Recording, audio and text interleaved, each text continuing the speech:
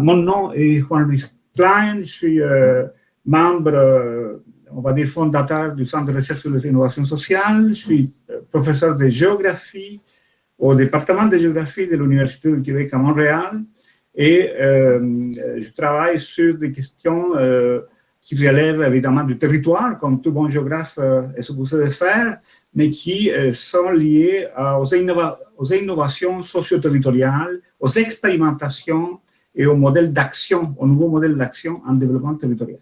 Alors, il m'a été demandé de coordonner cet atelier qui porte sur citoyenneté, action publique et justice environnementale.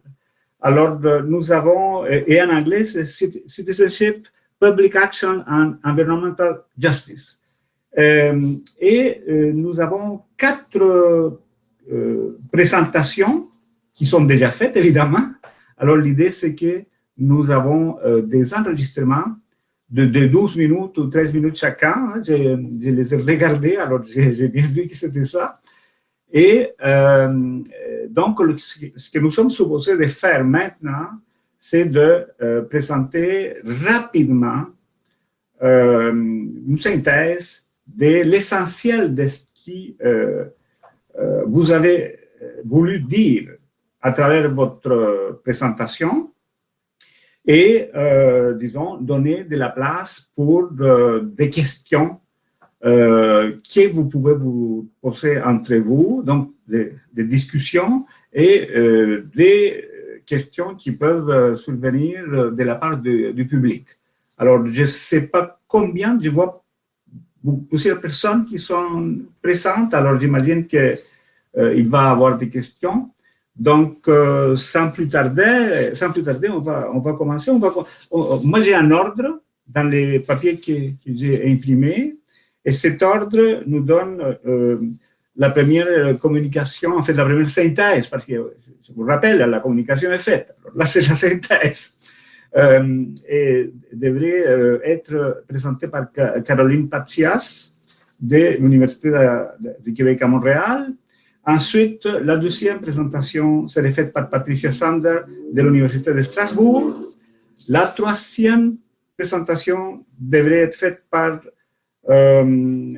Flavia Franca Dinivière. Je ne sais pas si je prononce bien. Is it correct, Flavia, with your name? Yes, it's correct. Thank you. It's correct. Okay, thank you very much. Alors, Flavia, elle vient de l'Universidad Fédérale de Santa Catarina. Et la quatrième présentation sera faite par Maud Alain. Et bon, elle fait ça avec Pierre Stassart, mais la personne qu'on a vue, c'est Maud Alain. Je présume que c'est elle qui va faire la présentation. Alors, donc, et je vous laisse vous présenter plus longuement vous-même. Flavia, I will let you to introduce yourself because I don't know exactly what is your field of action. OK? Donc, on commence par Caroline Patzias, et vous avez 5 minutes.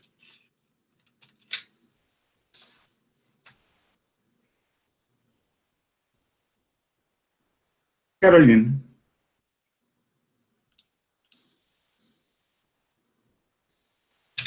Ça compte ces 5 minutes-là, hein? Ça compte déjà. J'ai l'impression que je ne la vois plus dans les participants. Ah oui, OK.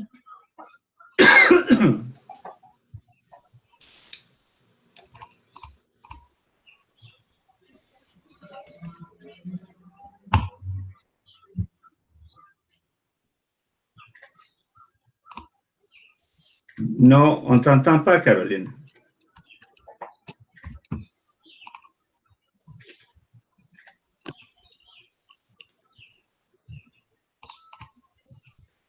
Je crois qu'on va faire une chose, Caroline. On va changer l'ordre et on va commencer par Madame Sander. OK? Est-ce que ça convient, Caroline?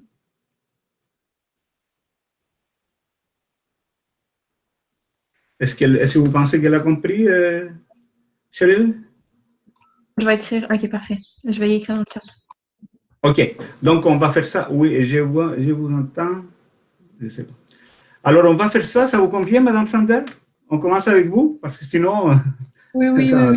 on ne va pas se rendre à la fin. Alors, allez-y, s'il vous plaît. Je vous remercie. Et donc, vous avez 5 minutes. Oui, j'ai 5 minutes. Donc, je vais essayer de partager mon écran. Ça y est, ça ne marche pas, alors que tout à l'heure, ça a marché. Ah, décidément. Bon, de quitter, de revenir. Oh non! Non, pas vous, pas vous. Attendez, je vais... Est-ce que vous voyez un... Est-ce que vous voyez quelque chose là? Non. Non. Tant pis. Bon. Là, on ne vous entend pas. Hein? Est-ce que vous voyez le bouton partage d'écran dans le bas de votre écran? Oui, et je l'ai fait tout à l'heure. Et ça avait l'air de marcher. Mais là, ça ne marche pas. Écoutez, on est en train de perdre du temps. Vous me croyez sur parole. J'avais des belles images. Je voulais, voilà. Tant pis. C'est comme ça. Alors, d'abord, je vous remercie beaucoup pour ce colloque et cette expérience aussi, pour votre accueil et pour l'intérêt aussi des idées que l'on peut partager ici. Moi, ce que je voulais voir avec vous, ce que je voulais vous proposer à la réflexion, c'est un projet que j'ai mené il y a une dizaine d'années dans une région transfrontalière franco-allemande. Vous vous souvenez peut-être de la carte. C'est une région qui est caractérisée par un fort maillage de petites, de moyennes et de grandes villes. Et ce projet, il portait sur la gestion du foncier dans cette région métropolisée avec une forte consommation de terres dans les petites communes, justement, qui sont le siège de cette, je dirais, de cette prédation. Et il y avait une grande inquiétude à l'époque et nous avons proposé de travailler sur la compréhension des processus de cet étalement urbain en travaillant avec les acteurs qui sont proches du terrain, et ceci de manière à proposer de nouveaux outils.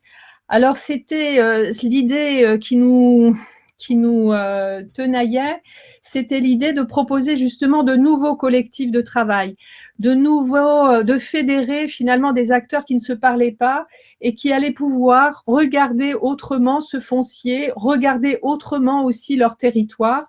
Et c'est de ce point de vue, nous avons travaillé durant 3 ans pour créer ces nouveaux collectifs de travail et ces nouvelles approches du foncier en proposant des outils. Je vous avais préparé des vues de ces outils, avec notamment une approche expérientielle qui rentre en écho avec ce que Maud Alain développe de son côté avec la production de nouvelles connaissances.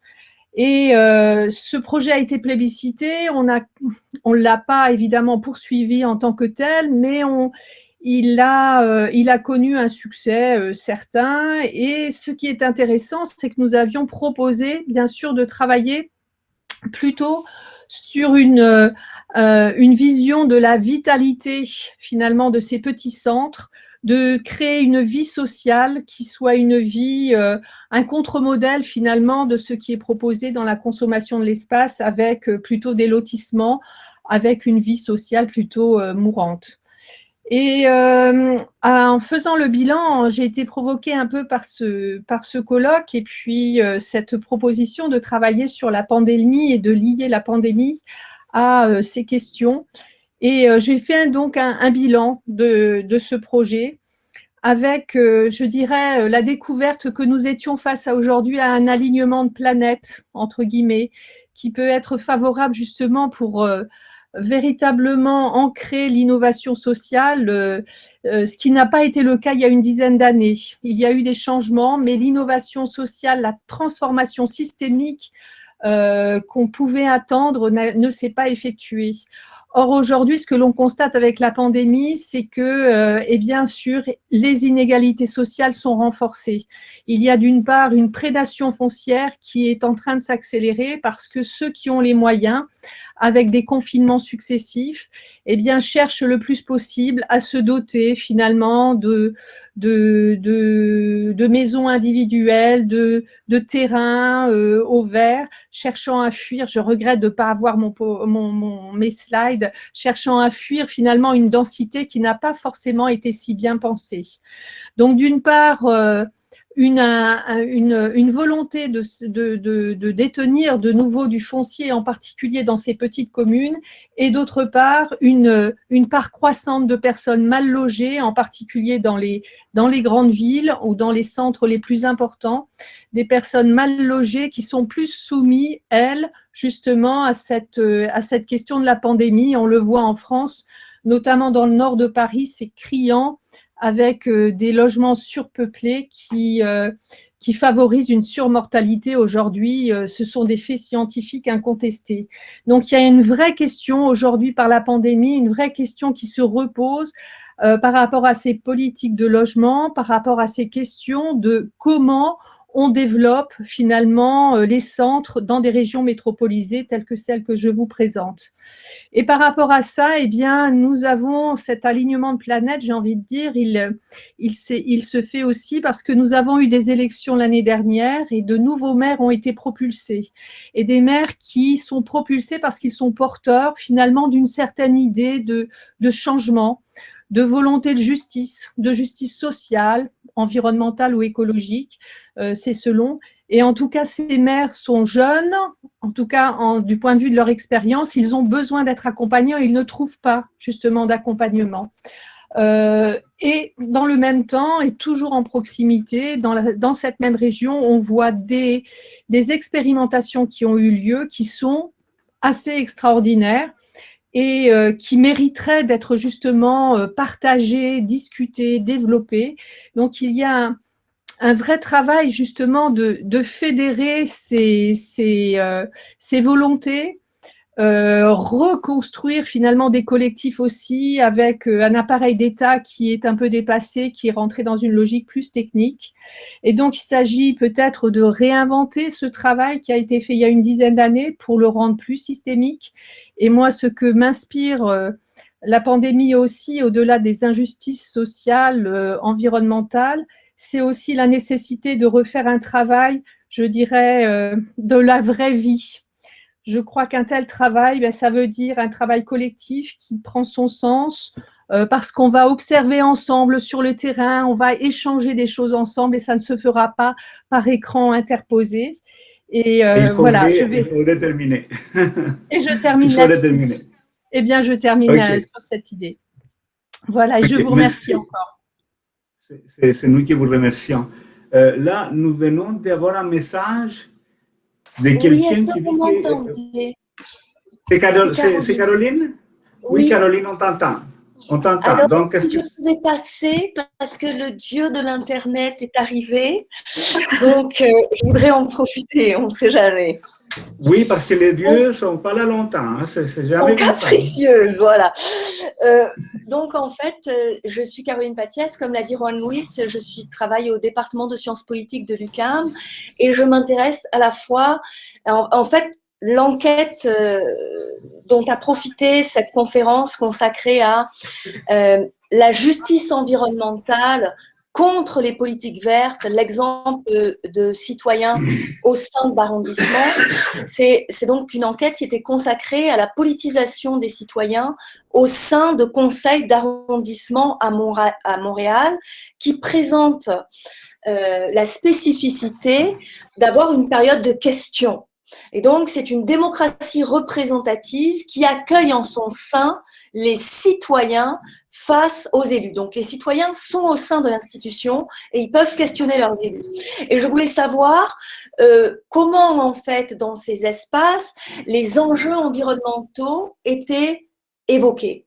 Et à partir de là, j'ai essayé de comprendre les résistances de citoyens appartenant à la classe moyenne aisée ou aux classes populaires, mais qui ne ressortent pas des groupes habituellement étudiés dans les études consacrées à la justice environnementale qui sont nées aux États-Unis au sein des approches interactionnelles et donc qui étudiaient les populations racisées, c'est-à-dire aussi les populations les plus vulnérables. Ce qui me semblait intéressant dans mon objet d'étude, c'est d'abord ça permet de voir les interactions entre les citoyens et les élus.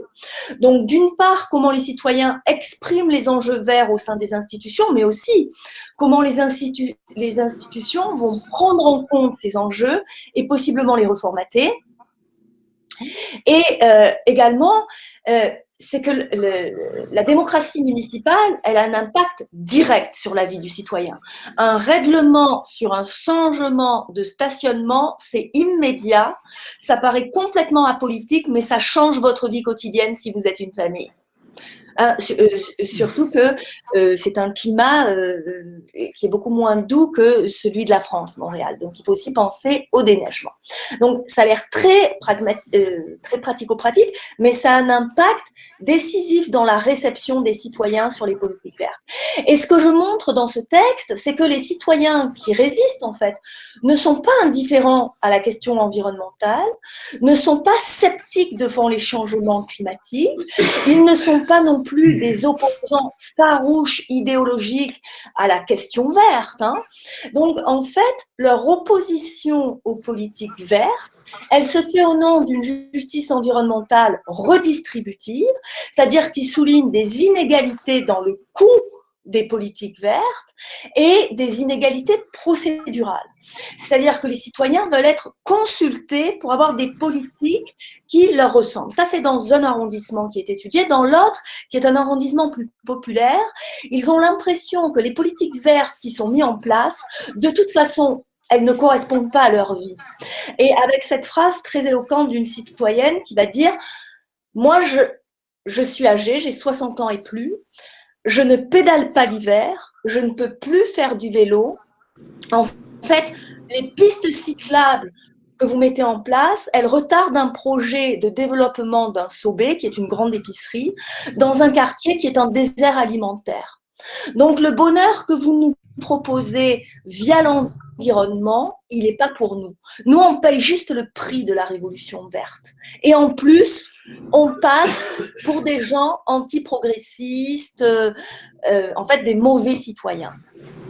Et à partir de là, la question que je me pose dans la conclusion, c'est comment faire accepter les politiques vertes et la transition écologique aussi à la majorité, entre guillemets, parce que c'est important d'avoir une majorité. Caroline, les dieux sont pas avec toi, sont avec moi. Transition. Et pour moi, il y avait deux éléments. Associer. Non, définitivement, Caroline, les dieux m'aident à te dire que les 5 minutes sont terminées, malheureusement. Mais quand même, nous avons saisi l'essentiel de cette espèce de contradiction entre une attitude qui est favorable à l'environnement, mais aussi les problèmes vécus par des citoyens dans des contextes compliqués. C'est revenu. Je finis juste ma conclusion, vous m'entendez? Est-ce que vous m'entendez? Est-ce que vous m'entendez? Mais en fait, on te dit non, mais on t'entend puisqu'on te dit non. Mais ce qu'on entend, on ne comprend pas ce que tu dis. On entend, mais on ne comprend pas ce que tu dis. Je voulais juste dire pour finir, c'est que c'est la nécessité de faire participer les citoyens et de penser à des compensations pour que la classe moyenne n'ait pas l'impression de se faire harakiri. Parce que uniquement la morale ne suffira pas. Je ne sais pas si vous m'avez entendu, j'arrête là, je vais l'écrire dans le chat. Voilà. Oui, Caroline, on t'a entendu et ça éclaircit très bien le sens de la présentation que tu as faite. Alors, merci beaucoup. Et je m'excuse au nom des dieux. Ah, c'est rien, c'est rien. Je ne sais pas s'ils m'entendent et s'ils vont me remercier, mais effectivement, c'est un problème. Hein. Alors, nous passons à la troisième présentation qui devrait être faite à Flavia Franca Dinivier. Alors, Flavia, are you there? Hi, I'm here. I'm sorry I can't connect my camera. I don't know what's happened. and good afternoon to you all. And first of all, I'd like to apologize for not speaking French. And when we sent our paper to this event, we didn't know that it would happen mostly in French and that this would limitate our exchanges. So I hope you can understand. And that being said, I'd like to present a summary of our article. I will share with you my screen. No, it's not possible. So I'll just speak with you. You can hear me well? Yeah? Yes, we can. Okay, so what I'd like to say is that we are experiencing right now a serious social environmental crisis, and one of its consequences is the intensification of the emergence of zoonotic diseases such as COVID-19. And the United Nations Environment Programme has already shown the relation between human activities, the way we change environment, produce food, and trade and consume animals, and related to health issues. So these problems are also consequences of the objectified way that we relate to nature and the way we explore nature in a reductionist vision that is also part of traditional law. And as consequence, nature has not been adequately protected. So therefore, in our article, we brought a new way of legally treating nature that is present in laws and in constitutions of Latin America and in decisions of courts that ensure the restoration of nature and recognize forests, rivers, and ecosystems as subjects of rights. And these laws and decisions also recognize nature's intrinsic value that goes beyond the value to human life and a value as a resource. And that nature also has fundamental rights to exist, prosper, evolve, to be restored, to have its ecosystem process guaranteed, as well as the quality of life for all its beings, both present and future generation. And giving nature and its beings these rights doesn't mean that they will have the same rights as human beings, because they have different needs.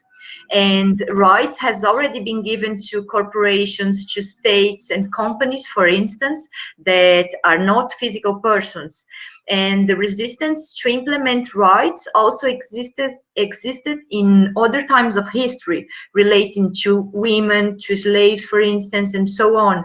So we think it's a necessary advance to protect nature's rights. And Eduardo Godinez is a Uruguayan writer. He says that the destruction of plants, animals, and ecosystems is a matter of justice. And ecological justice involves the relationship between human beings and the rest of the natural world. And law must propose ways to ensure the existence of ecological process and to protect future generations. Although there are advances in these fields in different countries, using now the example of Brazil, what we've been seeing in political field is a complete injustice towards nature, is the opposite of protecting its rights. Since the President Bolsonaro assumed the presidency in 2019, in the last 2 years, the environmental and climate agenda suffered setbacks on a large scale, adopting a policy of destruction of environment and sabotaging the instruments for protecting biomes, including revocation of environmental protection rules, a policy without any commitment to combating deforestation and favorable to nature's exploitation. Fires and deforestation grew so much in Amazon and in other protected areas at the same time that the fines imposed for violations against flora had a major decrease. And also invasions of indigenous lands became regular, and what they have been trying to permit is the exploitation of indigenous lands with mining, with also big electricity generation projects and other activities. Also, this year, the budget for environmental surveillance also had a major reduction, as well as the measure to control wood exports, and so on. And another characteristic of the government right now is scientific denialism. denying even data from satellites about deforestation and the importance of measures to prevent the spread of COVID-19. Therefore, we are in a very difficult situation in Brazil right now. And so it would be great to hear from you what you think about rights of nature or the obstacles we've been facing. So I would be glad to hear from you. Thank you for your attention. And I'm sorry for the technical issues, okay, and language issues. Okay, Flavia, thank you very much for respecting the time. And we will come along with your presentation. So, la prochaine présentation, ce serait Maud Alain. Alors, Maud Alain. Oui, bonjour à tous, merci. Alors, j'ai aussi quelques problèmes techniques, on dirait, parce que j'ai beaucoup de coupures. Alors, j'espère que vous m'entendez. Oui, on vous entend. Je teste quand même avec la caméra. Voilà, merci en tout cas pour cette séance de discussion et ces différentes thématiques abordées. Alors moi, je voudrais partager les réflexions que j'ai en cours avec mes collègues, donc Pierre Stassard et Daniel Magda, mais qui ne sont pas présents aujourd'hui. Et sans revenir donc sur l'ensemble de la présentation, je veux juste rappeler quelques points qu'on voulait partager avec vous et commencer peut-être par préciser que cette réflexion en fait découle de deux démarches qui ont lieu en parallèle. D'une part, moi en tant que doctorante, je fais pour le moment une enquête ethnographique à Fos-sur-Mer, qui est une ville située dans le sud de la France, à proximité de Marseille, et qui est une zone industrielle-portuaire, une des plus grandes d'Europe, donc qui comprend de nombreuses industries de pétrochimie, de sidérurgie, donc qui sont émettrices de nombreuses pollutions. Et donc ces pollutions ont un impact direct à la fois sur l'environnement immédiat et sur les populations qui vivent à proximité de ces industries. Et donc face à ces pollutions, il y a différentes mobilisations qui se sont mises en place, mais notamment une mobilisation qui m'intéresse en particulier et qui a été la création en 2010 d'un institut éco-citoyen pour la connaissance des pollutions.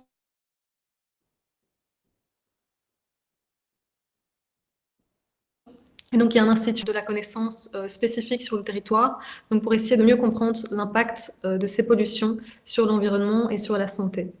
Et donc, cet institut éco-citoyen fait vraiment référence ou fait appel aux notions de justice environnementale et justice écologique, mais en même temps aussi de toute la dimension de production de savoir et de reconnaissance de différents types de savoirs, notamment les savoirs citoyens, et donc fait intervenir aussi cette notion de justice épistémique. Donc on se situe au croisement de ces deux notions de justice. Et alors parallèlement donc à cette enquête ethnographique, nous sommes interrogés donc avec mes collègues sur cette notion de justice environnementale telle qu'elle a été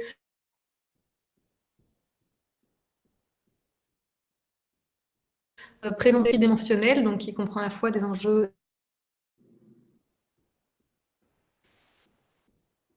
de distribution sur cette notion-là, en se demandant si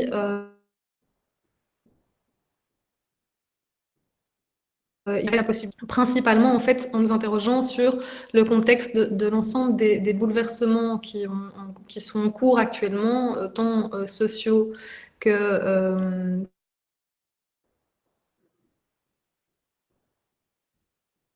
qu'écologique. On ne s'est pas interrogé ici par rapport à la situation du Covid, mais bon, je pense que c'est d'une façon générale, c'est l'ensemble, ça intervient dans l'ensemble de ces bouleversements.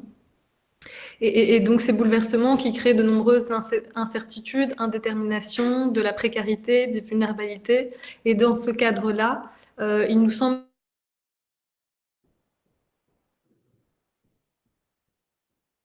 que juste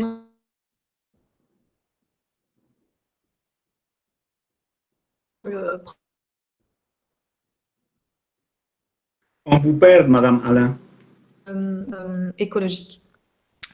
Alors, donc, notamment, ces démarches d'enquête, et comme ce que j'observe à Fos-sur-Mer à travers l'Institut éco-citoyen, ces démarches d'enquête et d'expérimentation de public qui s'engagent dans ces démarches et donc qui constituent des apprentissages d'une pensée collective où il y a une rencontre entre différents acteurs, donc par exemple entre des chercheurs et des citoyens, mais aussi entre des acteurs humains et non humains.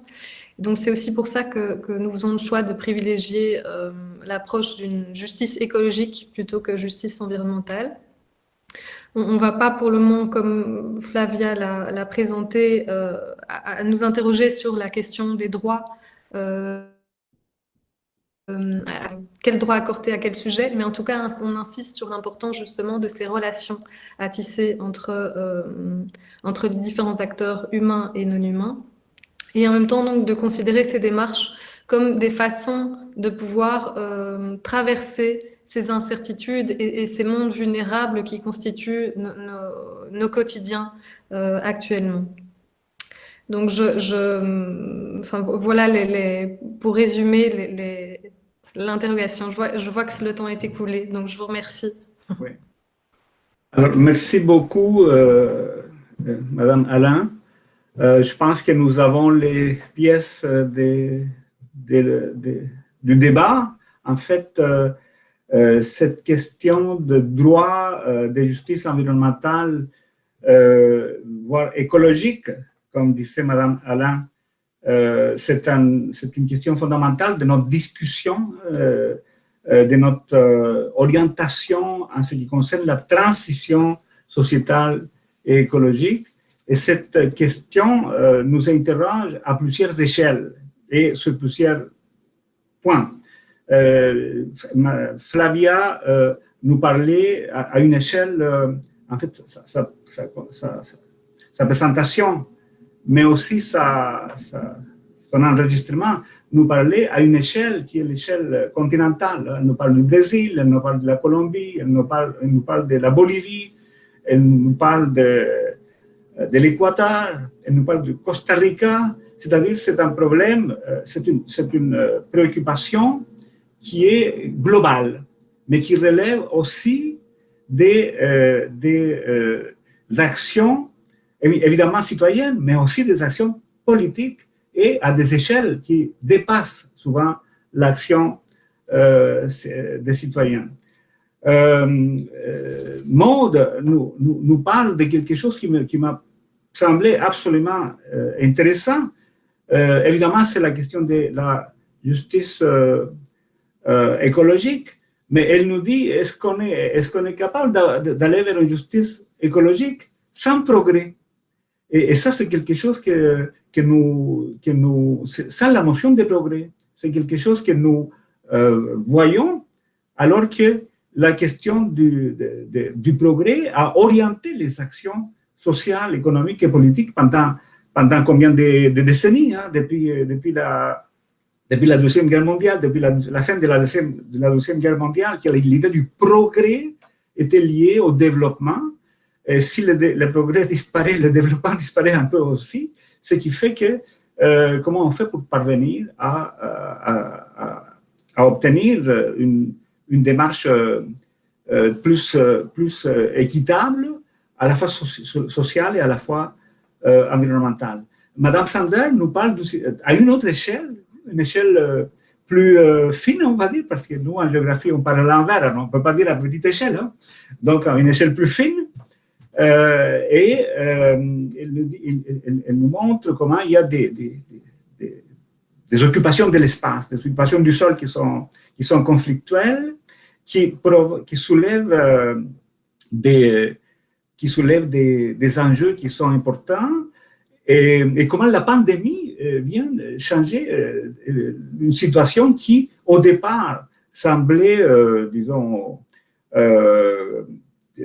arrêtée, et là, il y a une demande pour l'espace des petites localités, des petites communautés. Et moi, je n'ai pas entendu la notion de néo-ruralité, mais j'imagine qu'il y a quelque part un élément de néo-ruralité qui s'impose. Est-ce que je peux, parce que j'ai vu que je pouvais partager mon écran, oui. Parce que je voudrais justement, c'est tellement, ça rentre tellement Je vous donne la parole tout de suite. Je vous reviens tout de suite. OK? D'accord. Et évidemment, il y a Caroline, je ne sais pas si Caroline nous entend, mais là, c'est à une autre échelle, hein, à une échelle à l'échelle de la rue, finalement.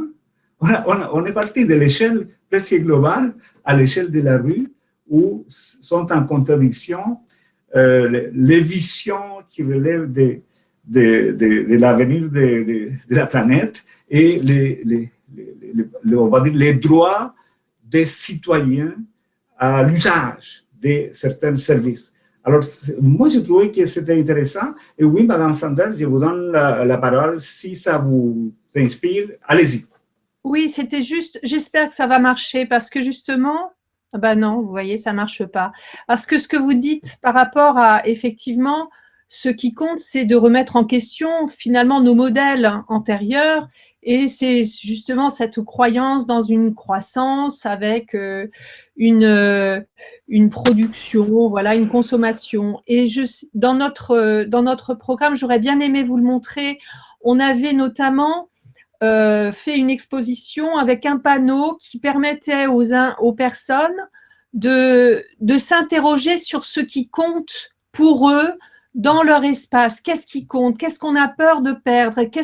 Et ce qui nous amenait, en fait, et ce qui a amené beaucoup de personnes à réaliser que c'est pas forcément le dernier, je sais pas, appareil technologique, mais c'est un chemin, c'est la qualité d'un paysage, c'est une place, c'est voilà.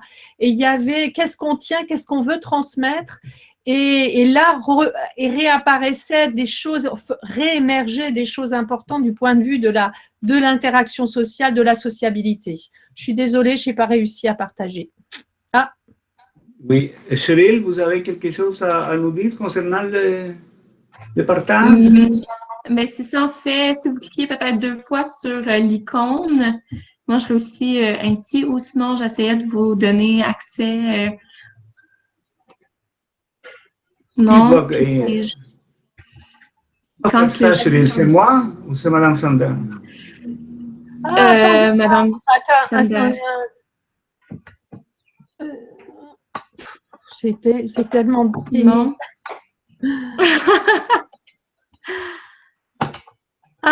Voyons, ça fonctionne. Ah, voilà. Oui, ça sent bien. Alors, je passe là-dessus parce que vous voyez? Oui, vous voyez très bien. Voilà, alors ça, c'était simplement pour illustrer les centres vivants. Bon, ça, c'était justement, voilà la densité que l'on fuit, on cherche des lotissements. Voilà les quartiers qui sont en difficulté avec une population, des logements en surpopulation. Et c'était simplement cet aspect-là. Quel futur pour notre village? Comment est-ce qu'on voit, on se construit finalement aussi une vision partagée? Qu'est-ce qui compte pour nous? Le lavoir, des espaces, voilà, qui ont été des espaces aussi de richesse sociale et parfois que nous avions et que nous avons perdu. Et on a eu des dialogues extrêmement intéressants avec, puisqu'on a présenté cette exposition, on a pu partager avec des communautés finalement une autre vision et en tout cas ce décalage avec cette vision du progrès, de cette consommation. Et on sent bien avec la pandémie que quelque chose aussi est en train de se passer de ce côté-là, avec, je dirais, un accroissement des conflits de ce point de vue-là, parce qu'il y a toujours plus, certains fuient vers plus de consommation et d'autres, eh bien, c'est quelle richesse voulons-nous préserver, mais c'est une richesse différente d'une richesse consumériste. Voilà, c'était juste ce que je voulais partager avec vous de ça. Je ne sais pas ce qui apparaît maintenant. Merci beaucoup. Alors là, il faudrait s'arranger pour l'enlever par contre. Oui, ça, c'est ce que… je ne sais pas comment faire. Ah, c'est fait, voilà. C'est fait. Là, c'est Cheryl qui… Très bien. Alors, est-ce que quelqu'un voudrait ajouter quelque chose? Caroline, est-ce que tu m'entends? Oui. Mon problème, c'est surtout si vous m'entendez de ce que j'ai compris. Oui, profite-en, hein, voilà. Ça ne va pas durer longtemps. Oui, donc moi j'avais une question pour Patricia. J'ai écouté votre conférence et la question que je me suis posée, c'est pourquoi il n'y a pas de pérennité suite à l'élection. Donc, pourquoi tout ce qu'on a construit avant, c'est pas repris par les équipes en place? Parce que si elles sont inexpérimentées, elles pourraient se contenter de dire « nous nous inscrivons dans le pass dependency ». Alors, comment expliquer le manque de pérennité? Ça, c'était ma première question. Ma deuxième question, dans le cadre de la Covid, c'est pas dans votre conférence explicitement, mais je me posais la question en vous écoutant. C'est aussi lié à tous les changements de vie. On voit beaucoup ça, des petites vidéos sur Facebook, et on se rend compte que finalement, tous ceux qui ont les moyens de changer de vie, c'est des gens qui ont fait HEC, l'ESSEC, et qui en fait ont des économies pour se précipiter à la campagne, repeupler la campagne. Et donc, je me disais, est-ce que vous avez des données finalement sur, j'aime pas utiliser le terme de repeuplement parce qu'en sciences politiques c'est très connoté, mais dans ma bouche c'est pas du tout, c'est disons l'arrivée de nouveaux groupes potentiels dans ces zones qui avant étaient plutôt en voie de désertification. Est-ce que c'est des classes moyennes ou est-ce que finalement ce sont des classes assez aisées qui arrivent dans ces villages? Et voilà. Je vais essayer de répondre rapidement. La première question sur la pérennité, ça c'était vraiment la question centrale. Je n'ai pas eu la possibilité de vraiment développer. Mais en fait, le projet tel on l'a fait entre 2010 et 2012. Et ce qu'on a pu voir, c'est que pendant quelques années, il y a eu de la part des acteurs une préoccupation par rapport à la qualité effectivement du tissu existant, préserver sa qualité, faire une densification qualitative. Mais en quelque sorte, et c'est pour ça que je disais, l'innovation, elle ne s'est pas ancrée, elle n'est pas devenue systémique, elle est restée finalement, elle s'est diluée.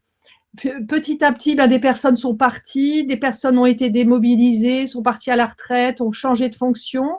Et en fait, c'est plus une dimension, je dirais, d'efficacité dans l'aménagement, une recherche d'objectifs en matière de consommation de l'espace. C'est ça qui primait, et une certaine facilité aussi dans l'urgence, qui explique que progressivement, eh bien, on peut constater qu'aujourd'hui, les chiffres en matière de consommation foncière sont pas mauvais, mais par contre, au niveau de la qualité des politiques qui sont menées, eh bien, des politiques qui sont menées, surtout des outils que peuvent avoir les maires d'une façon générale, ils ne sont pas très accompagnés. Et c'est pour ça que, c'est ce que je disais, il faut…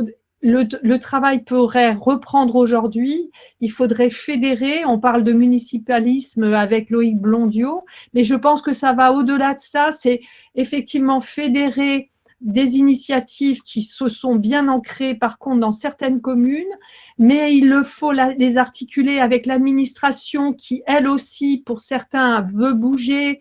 Il faut l'articuler avec des techniciens, avec des habitants. Bref, il faut créer ce réseau qui est capable vraiment d'ancrer et de changer, d'être transformateur, pour reprendre là aussi d'autres conférences. Pour la deuxième question que vous posez, alors il y a deux niveaux. Là, je suis sur une région qui est métropolisée, qui est densément peuplée, c'est plus de 6 millions d'habitants sur l'ensemble du Rhin supérieur. Et donc, en fait, on a assisté, moi, je n'ai pas des chiffres précis, mais par contre, j'ai pu regarder ce qui se passait sur certaines communes. Et ce à quoi on assiste, c'est que c'est vrai qu'il y a une hausse du foncier, une recherche pour de l'achat. Il y a de l'installation, il y a des personnes qui viennent de Paris ou de régions plus, je dirais, plus densément peuplées encore qu'en Alsace, des régions métropolitaines, en particulier des Parisiens. Mais ça reste, pour cette région-là, ça reste encore, on n'est pas dans une véritable, enfin comme on le connaît en France, avec du rural vraiment très éloignés des centres, avec peu de services. On est dans une région métropolisée avec encore des héritages ruraux très importants qui peuvent être réinjectés dans un ensemble métropolitain. C'est un peu là-dessus enfin, c'est comme ça que moi, personnellement, j'analyse les choses. Alors, en ce qui concerne, oui, c'est de toute façon, ceux qui bougent, ceux qui viennent, ce sont ceux qui ont les moyens. Ils ont des moyens financiers de se déplacer. Et le problème aujourd'hui, c'est, je dirais, ce sont des classes moyennes qui vont aller toujours plus loin. C'est toujours la même logique. Il n'y a rien de nouveau derrière tout ça, mais le phénomène s'accélère.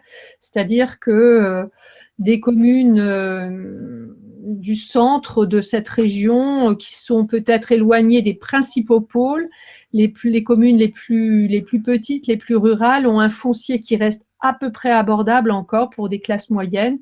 Et plus que jamais, elles sont comment dire, sollicitées à des coûts toujours plus élevés, donc des coûts toujours plus aisés qui sont capables de se procurer ce type de bien. Je ne sais pas si j'ai bien répondu à votre question.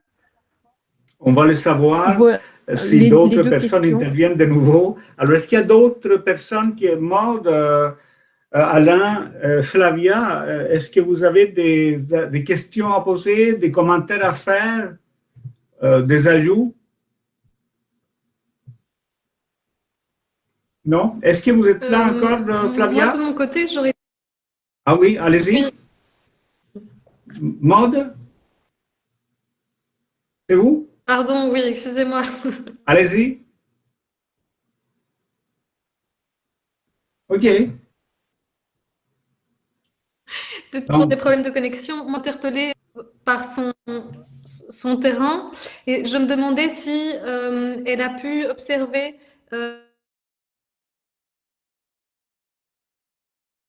les préoccupations environnementales. Ils avaient le sentiment de subir des décisions injustes parce que trop contraignantes pour eux en termes de justice environnementale. Mais dans quelle mesure est-ce qu'eux-mêmes s'approprient la question environnementale? Qu'est-ce qui les préoccupe? On s'interrompt. Moi, je n'ai pas compris bien, Cheryl, à qui s'adressait la question. À Caroline Patias. Mais... Oui, moi j'avais compris qu'elle m'était destinée. Merci. Bon. En fait, c'est ça. Ils peuvent pas. Est-ce que vous m'entendez? Oui. Oui. Okay, alors je vais parler très vite. Ils peuvent pas se l'approprier parce que eux, surtout à Outremont, le quartier le plus aisé, trouvent qu'ils n'ont pas été associés à la nouvelle politique de stationnement. Donc ces gens, ils ont porté le maire au pouvoir.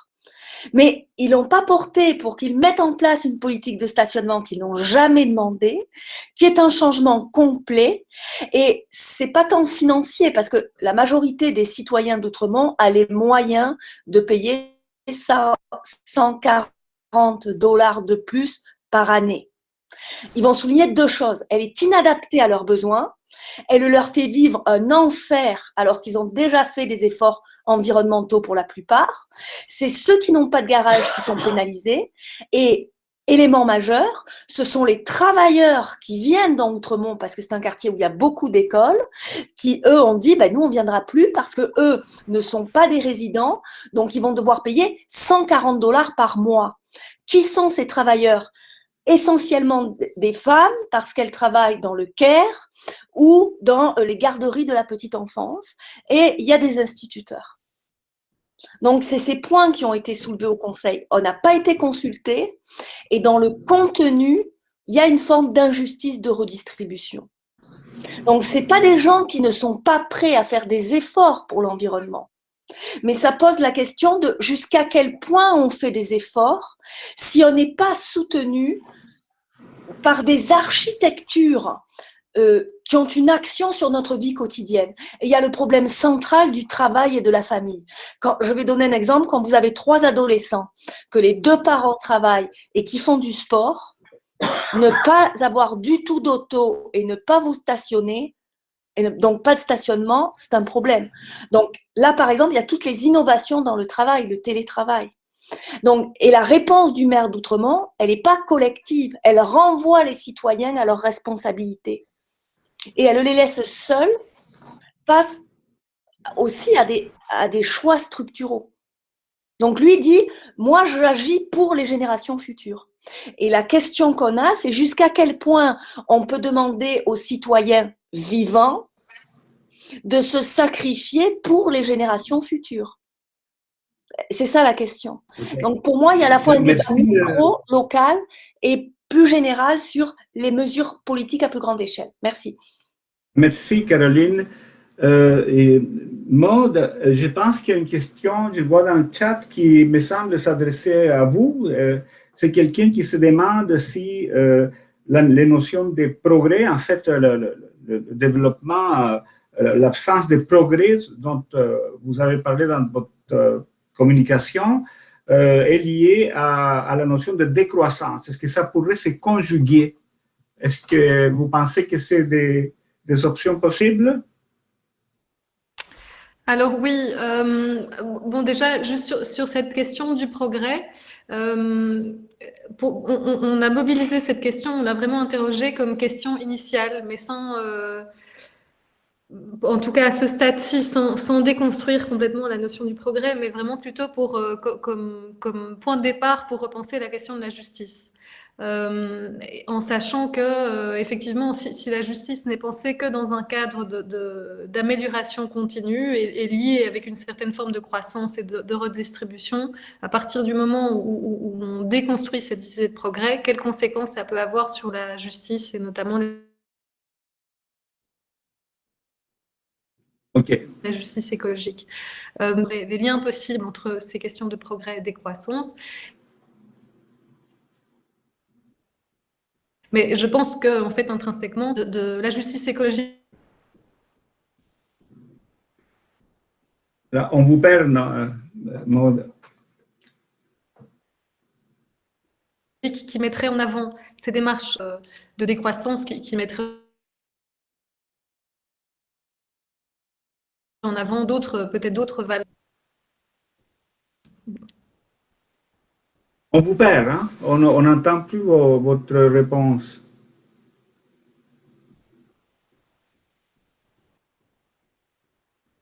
Est-ce que vous êtes encore là? Non. Non, hein, Cyril, est-ce que vous m'entendez? Non, on ne vous entend plus. Hein. Je suis désolée. OK, d'accord. Ben, écoutez, vous pourrez échanger par courriel peut-être ou par le chat. En attendant, Flavia, are you there? Are you still there? Yes, I'm still here. I'm sorry, I'm not understanding you, but I'm here. Okay, I just have a little question for you. How is it that you don't speak about Boaventura de Sousa Santos and the Buen Vivir perspective, that it looks quite like what you are speaking about? Sorry, can you repeat the question? I'm sorry. Do you know the perspective developed by Boaventura de Sousa Santos? Boaventura de Sousa Santos, who speaks about Buen Vivir. Yes. He speaks from the ethics from the south, right? We also developed a little bit about Buen Vivir. It's a new paradigm. Actually, it's a new way of protecting nature that goes beyond just protecting nature. They bring up a new way of life as well, a new way of development. Unfortunately, it's most present in laws and in decisions, but in practice, even in these countries like for Bolivia and Ecuador that talk about Buen Vivir, what we see in reality is is that they have a very hard task to accomplish these rights. There was an initiative in the Yatsuni Park. No, they tried to, this is a protected area where there are indigenous people living there as well. And the initiative was to not to exploit oleum in these lands. And the Ecuador president asked for international help, monetary help for not exploiting this area, but then receiving some help from developed countries for protecting nature. But this didn't last, and they received a little bit of donations. They didn't achieve what they wanted, and now they are exploiting this land, even though there are indigenous isolated living there. So what we see that in practice, it's really hard to accomplish, but the idea, because in the world we've been living, we also need goals. We need, where do we want to go? No, we need to know what we want. So Buen Vivir, it would be a great new form of developing that they try to achieve more harmony with nature.